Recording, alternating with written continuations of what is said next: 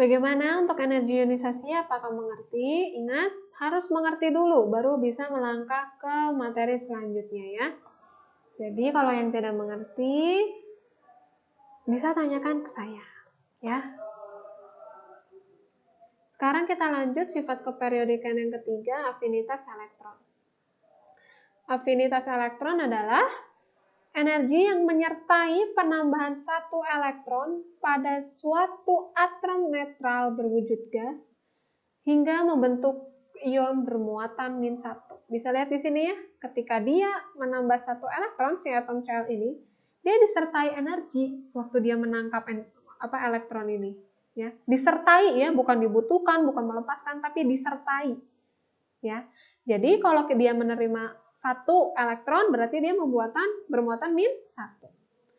Nah, penyerapan elektron itu ada yang disertai pelepasan energi dan penyerapan energi. Maka dari itu saya bilangnya menyertai, ya, karena ada yang melepaskan energi, ada yang menyerap energi, gitu.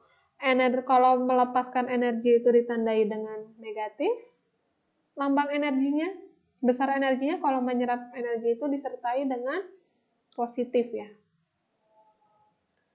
Nah, bisa dilihat ini adalah angka-angka dari afinitas elektron atom-atom di sistem periodik unsur ya. Nih ada yang negatif kan ya? Negatif, negatif, negatif, ini negatif. Ini ada yang positif nih ya. Berarti kalau positif dia menyerap, kalau negatif dia melepaskan ya.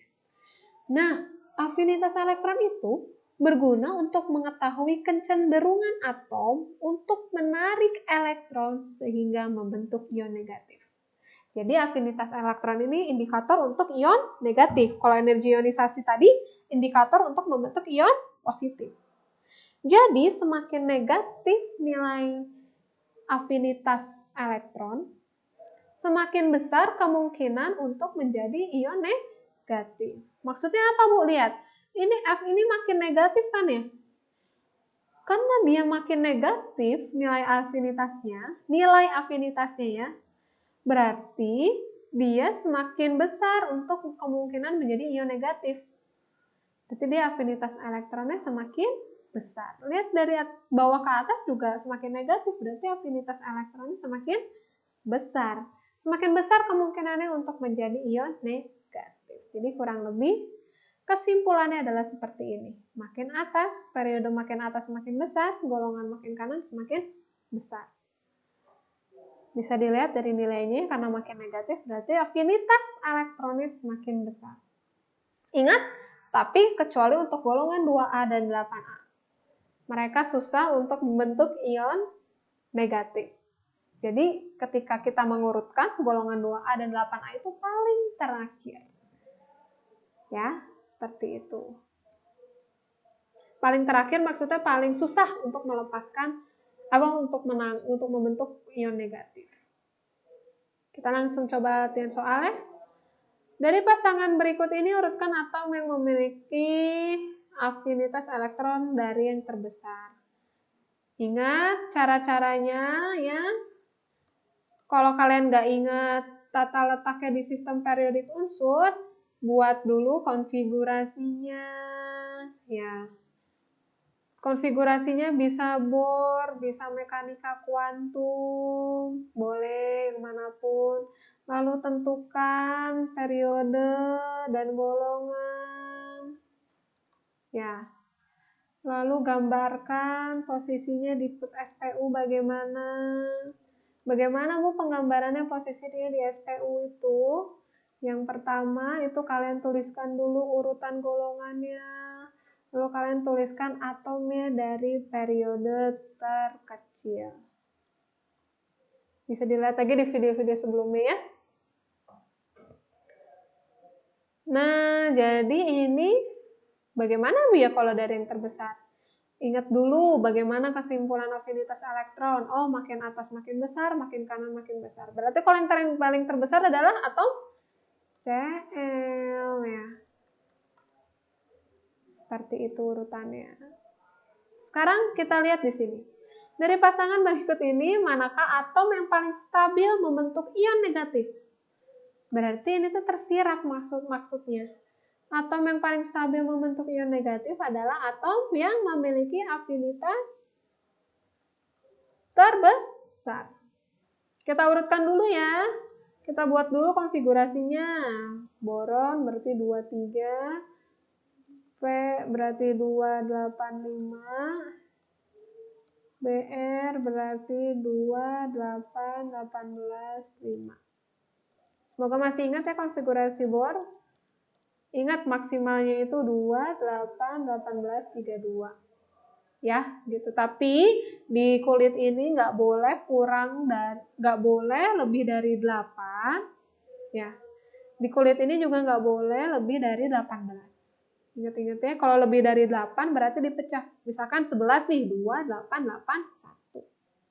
Gitu ya.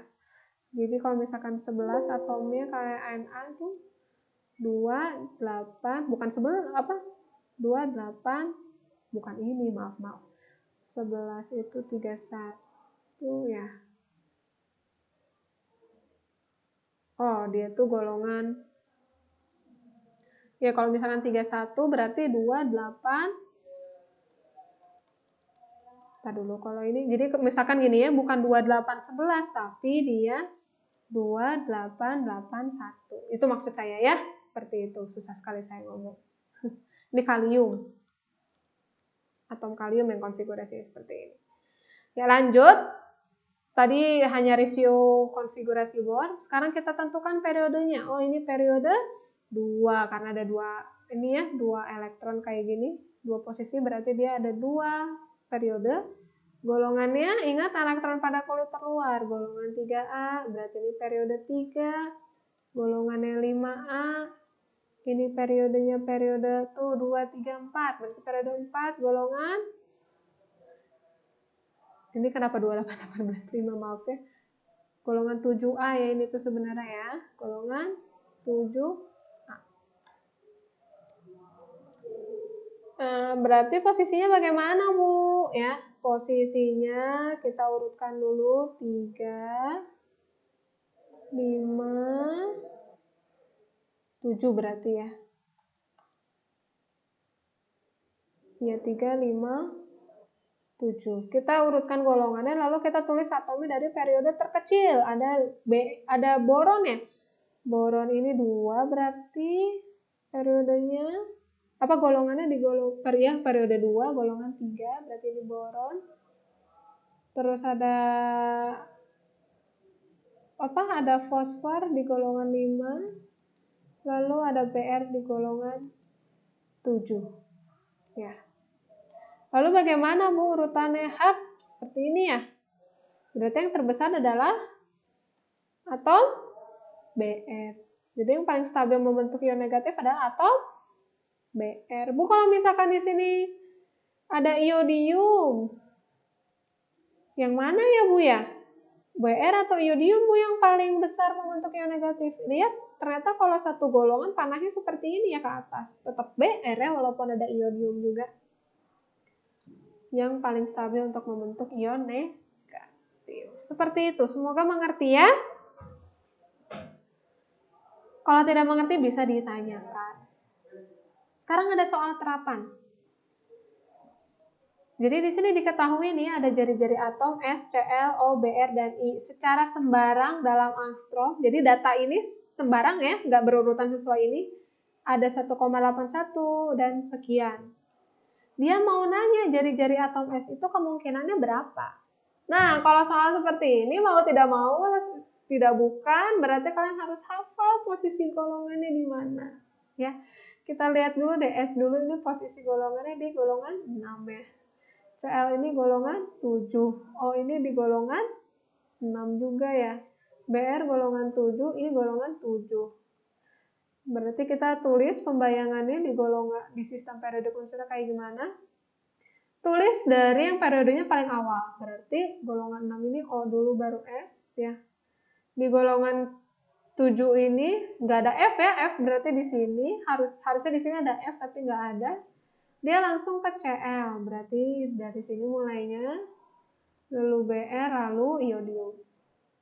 Ya. Nah, kalau pada tabel SPU bagaimana sih Bu kecenderungannya? Seperti ini ya kecenderungannya. Berarti S itu ada di urutan keberapa sih Bu? Kalau saya urutkan dari yang terkecil lah ya, saya urutkannya dari yang terkecil dulu. Berarti kalau yang dari terkecil itu adalah Cl, ya, Be, yodium. Ini yang dari terkecil ke besar, lihat karena panahnya seperti ini ya. Lalu kita baru jalan ke samping, O dan S. Wah, ternyata S ini paling besar ya. Berarti kita cari angka data ini yang paling besar yang mana? Oh, 1,81 Bu. Berarti jari-jari atom CS ini adalah 1,81. Ini soal terapan, ini soal SIMAK UI tahun 2018. Ya. Tipe-tipe soal saya nanti seperti ini. Jadi saya kasih data, jari-jarinya kalian harus tentukan mana ya jari-jarinya. Gitu. Pertama kalian harus tentukan dulu golongannya di mana, lalu urutkan bagaimana ya pembayangannya di sistem periodik unsur. Lalu kalian urutkan seperti ini. Ya.